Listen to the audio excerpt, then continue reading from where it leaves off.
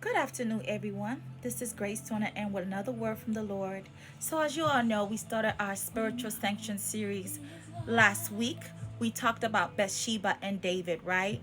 And we learned that taking something that don't belong to you always ends up in a very, very disgraceful way, right?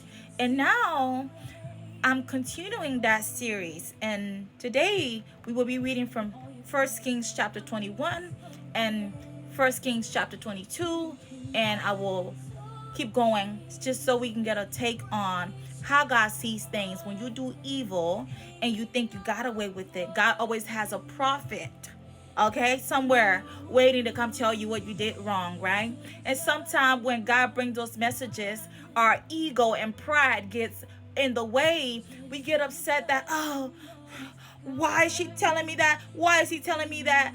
I'm sorry, but God's way of doing things does not change from generation to generation. Whenever people do something evil that is displeasing to him, he will send you help. He will send you correction. And I noticed that with kings, people in authority, they don't like to follow instructions. They don't like to be told they're wrong because they think that everybody is their subject. But there's time God will send you somebody that is not a subject to you, that does not need you, right? And that you're gonna need in the end. So we're gonna read about how God sent a prophet to King Ahab and give him a prophecy that ended up happening to him. And not just that, we get to see that taking something that don't belong to you can bring a curse upon your whole lineage.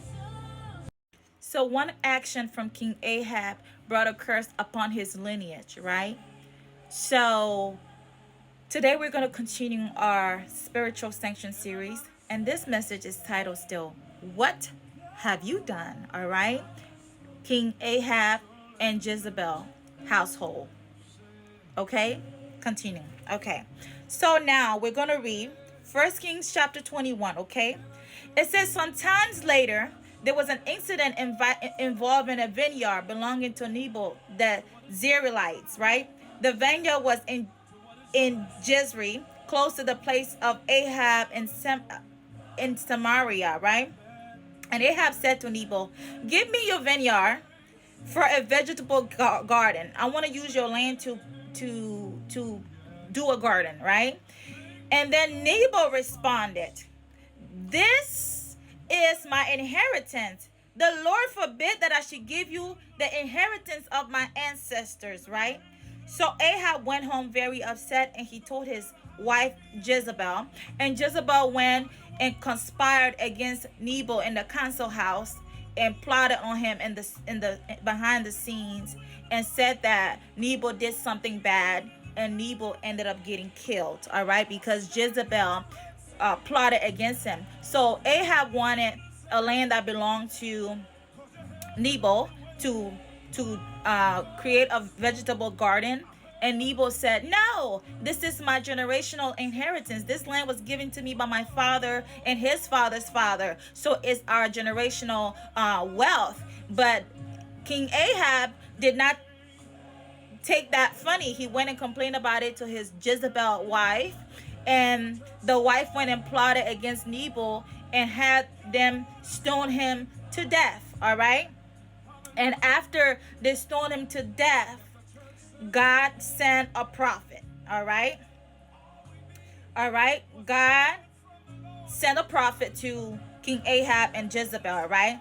Then the word of the Lord came to Elijah the Tishbite. Okay. Go down to meet Ahab, king of Israel, who ruled in Samaria. He is now in Naboth's vineyard, where he has gone to take possession of it. Say to him, this is what the Lord said. You have not murdered a man and seized his property. Have you not murdered a man and seized his property? Then say to him, this is what the Lord said. In the place where dogs licked up Naboth's blood, dogs will lick up your blood. All right. In the same place that those dogs licked up the innocent man's blood you killed because you took his land. All right. That's 1 Kings chapter 20.